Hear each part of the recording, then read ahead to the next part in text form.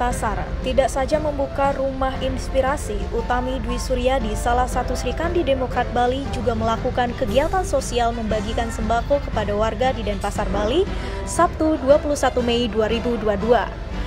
Bagaimana nanti politisi perempuan asal Denpasar ini digadang-gadangkan kembali mencalonkan diri pada pemilu tahun 2024 mendatang, mengaku sudah mantap dengan berbagai strategi untuk meraup suara.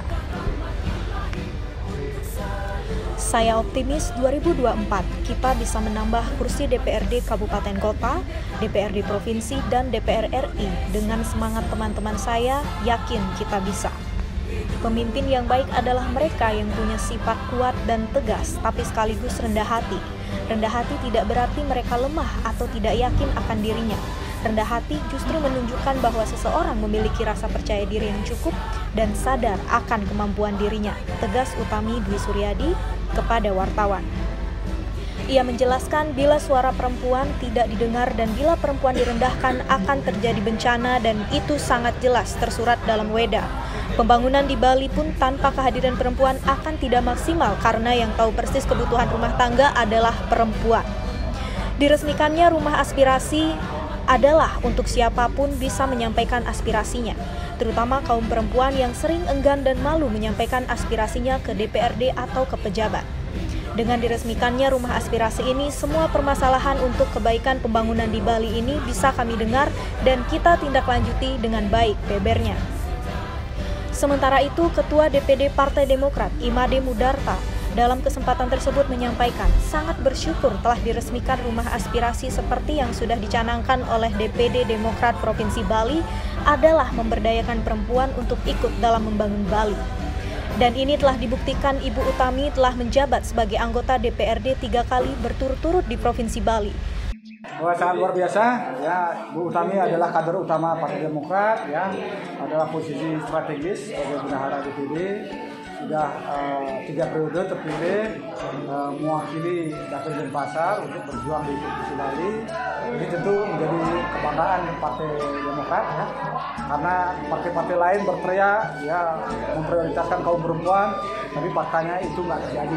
Itu hanya terjadi di Partai Demokrat ya, dengan posisi ya sebagai posisi bendahara DPD. Ini kan posisi jabatan strategis ya, jadi bentuk fakta keberpihakan Partai Demokrat pada kaum perempuan.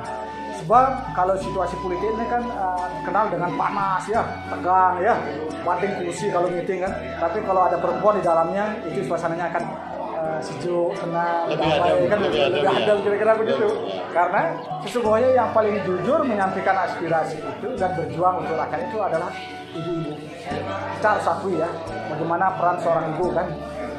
Manakala kami prioritaskan ibu ada di depan, itu kami sudah menjawab filosofi bahwasannya surga ada di telapak kaki ibu. Ya. Kita berjuang mengabdi untuk anak cucu kita. Ya, makanya para ibu-ibu kita kedepankan, kita prioritaskan beri jabatan posisi yang sangat strategis sehingga perjuangannya akan lebih maksimum. Hari ini adalah rumah aspirasi Bu Utami, anggota DPRD Provinsi dari Dapil Denpasar. Yang kedua akan dibentuk di kecamatan lain seperti Denpasar Selatan, Denpasar Timur ya, sehingga 4 kecamatan sudah terisi dalam rangka untuk memaksimumkan penyerapan aspirasi masyarakat, sehingga masyarakat nggak perlu datang jauh-jauh ya ke kantor Demokrat Bali misalkan atau ke gedung DPR, cukup datang di lingkungannya ya, ini kan dekat tempatnya ya. Artinya menjemput aspirasi. Ini adalah media komunikasi menyerap aspirasi masyarakat untuk diperjuangkan oleh Bu Utami di provinsi. Kira-kira itu. Yang kedua Pak Ketua, jadi istilahnya kan ini perempuan sangat minim sekali lah, dimanapun partainya sih minim sekali. Nah, gimana Pak satu sisi mengedepankan perempuan ke depan di sektor UMKM, di sektor kepengurusan, gimana langkah-langkah Pak Ketua nantinya? Kalau kita lihat memang dari sejarah, walaupun diberikan juga prioritas perempuan itu ada kuota kepengurusan wajib minimum 30% gitu ya. Tapi kadang-kadang kan dalam rangka posisi caleg ya, kadang-kadang caleg perempuan itu biasanya di nomor sepatu ya, begitu. Tidak sesuai, tidak linear dengan semangat undang-undang, begitu kan. Demokrat telah menjawab itu. Jadi posisinya di struktur partai juga strategis, begitu kan. Begitu juga di pencalegan nanti kan, itu Bu Utami adalah nomor urut 1 ya. Dan kami akan memberikan peluang yang utama bagi Bu Utami manakala terpilih lagi itu akan menduduki kursi pimpinan. Karena kursi pimpinan ini kan dekat di Bali ya, hampir tidak pernah diduduki oleh perempuan ya. Gitu. Manakala ini menjadi prioritas kami, sehingga kaum perempuan yang lain itu akan terinspirasi, berjuang akan mengikuti jejak langkah Bu Utami. Jadi harus kita tunjukkan contoh nyata. Karena ibu di rumah tangga kan tugasnya berat ya. Ya, menyiapkan makan untuk anak, untuk suami, banyak hal yang harus dipersiapkan. Sehingga aktivitas di politik itu kadang-kadang menghambat ya. Karena bebannya sangat banyak. Manakala kita berikan prioritas utama ya, dikasih kehormatan, kemuliaan demikian, sehingga kaum perempuan, ibu-ibu yang lain akan terinspirasi. Ini menjadi lokomotif utama, menjadi branding contoh Bu Utami untuk kaum perempuan di Bali. Bu, di kalangan politik perempuan kan sangat minim sekali Bu ya. Nah, peran perempuan menjadi salah satu kunci utama juga di dalam membangun negara juga Pak. Menurut Ibu bagaimana peran perempuan dalam menentukan arah kebijakan membangun Bali ini, khususnya di Bali? Menurut Ibu gimana? Terima kasih. Kita tahu bahwa di Bali ini menganut sistem patriarki. Jadi bapak adalah garis utamanya. Padahal di dalam demokrasi tidak ada namanya demokrasi tanpa kehadirannya perempuan. Dan juga ketika suara perempuan tidak didengar, itu pun ada di beda bahwa perempuan itu adalah di mana perempuan direndahkan, di situ akan terjadi bencana seperti itu. Nah, untuk ini kami selalu mendorong kader-kader kami, masyarakat pada umumnya, bahwa perempuan harus bersuara. Perempuan harus mampu menyuarakan apa yang menjadi kehendaknya. Maksudnya, ketika tidak ada wakil dari perempuan, apakah 100% akan dimengerti kebutuhan perempuan?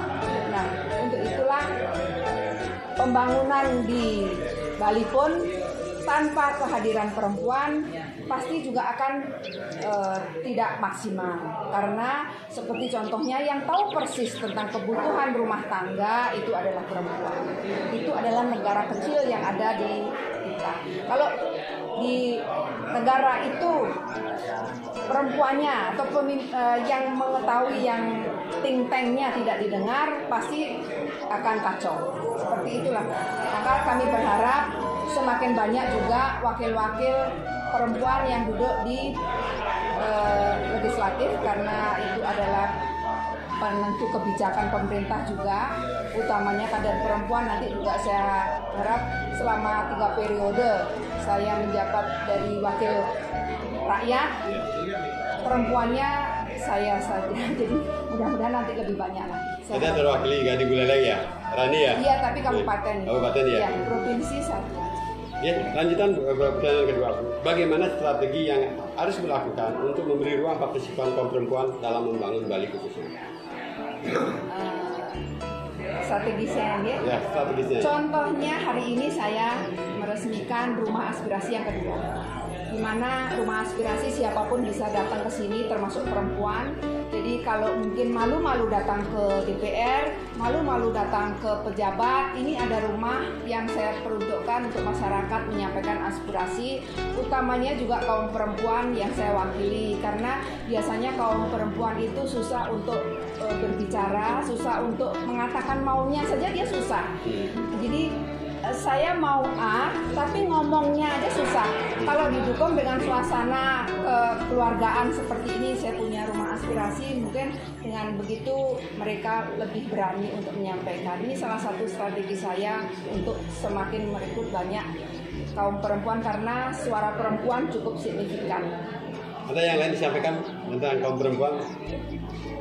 Saya di DPR pun selalu menjadi pansus ya, panitia khusus untuk memperjuangkan perda-perda yang menyangkut tentang perempuan. Seperti contohnya kemarin ketika lansia, perda kesejahteraan lansia itu, karena kita tahu rasa terima kasih kita untuk orang tua adalah dengan memberikan regulasi yang baik untuk mereka, apresiasi yang baik untuk mereka. Utamanya perempuan yang lansia itu lebih banyak ternyata. Jadi kesempatan itu usia perempuan itu ternyata lebih panjang. Ya, jadi harapan itu. Jadi di lansia perempuan itu ternyata masih. Dan pemilih terbesar di dimanapun perempuan. Ya, jadi segala sesuatu sebetulnya, segala lini itu berkaitan dengan perempuan. Untuk itu suara perempuan sangat wajib harus didengarkan. Ya. Dan ini juga berarti sudah diresmikan oleh Ketua DPD bahwa Bunda minta aspirasi ya. Nah, hari ini sangat antusias memberikan bantuan terhadap masyarakat, baik bansos maupun ya istilahnya sembako, Bu. Ya. Nah, ini dari mana dananya, Bu? Pribadi ya? Kalau bansos memang diajukan ke bansos dari pemerintah. Berapa bansos yang boleh diberikan? Macam-macam. Ada yang sampai 250, tergantung dari pengajuannya dan apa urgensinya, apakah itu perlu kita bantu. Itu nanti ada tim verifikasi, ada timnya sehingga tidak juga bertentangan dengan arah kebijakan pembangunan pemerintah provinsi. Jadi kami pun mengajukan itu tidak sembarangan, dan kami belum pernah mengajukan itu yang istilahnya fiktif dan sebagainya. Kita sering mendengar bahwa ada masyarakat yang mengajukan, tapi Mas Tungkaro sampai 3 periode ini kami selalu lurus, dan siapapun yang mengajukan kami langsung mendatangkan, langsung memberikan bantuannya langsung tanpa potongan sepeser pun. Yang lain ada, Bu? Ada ditambahkan Pak Ketua? Cukup. Jadi kalau di Hindu itu ada filosofi Dewa Brahma saktinya Saraswati, gitu kan? Dewa Wisnu saktinya Sri, kan? Gitu seterusnya. Jadi sakti para lelaki itu ada di perempuan. Begitu juga dalam rangka membuat kebijakan pemerintah, manakala kita membiarkan kaum perempuan ya swaha ya, semua akan dimudahkan oleh Tuhan jalan perjuangan kita ya, disejahterakan untuk mendapatkan kedamaian dan seterusnya. Rumah aspirasi ini adalah salah satu lokomotif cara Demokrat untuk menjemput aspirasi masyarakat ya. Aspirasi masyarakat akan terkumpul di Serat, itu akan kita perjuangkan. Mana yang layak kita perjuangkan di level Kota Denpasar, begitu juga di Provinsi Bali maupun di level nasional. Itu akan diperjuangkan. Hanya mesin partai yang bisa memperjuangkan itu melalui rumah-rumah aspirasi ya. Nah, dan Demokrat telah melakukan ini, dan ini akan di copy paste di seluruh Bali ya, sehingga masyarakat, kalau tadi Bu Tami sampaikan ada masyarakat yang malu-malu menyampaikan secara resmi ya ke gedung DPR misalkan, ke gedung partai atau datang ke rumah pejabat ya, malu, bisa hadir di sini, bisa ngomong apa adanya ya. Jadi gesturnya sudah bisa dibaca. Ini komandannya kan Pak Agung Kartika kan, beliau sudah bisa membaca gestur kan. Kalau masyarakat begini hadir ya, kira-kira ini aspirasinya, kira-kira begitu. Sehingga semua aspirasi masyarakat bisa diperjuangkan secara maksimum. Itulah semangat Demokrat. Apa menjadi harapan masyarakat itu akan diperjuangkan oleh Partai Demokrat. Itu adalah branding daripada Ketua Umum Partai Demokrat AHY. Ya, calon presiden yang paling kuat. Ya, Demokrat berkoalisi dengan rakyat ya. Ya, begitu ya. Oke, terima kasih Pak Ketua.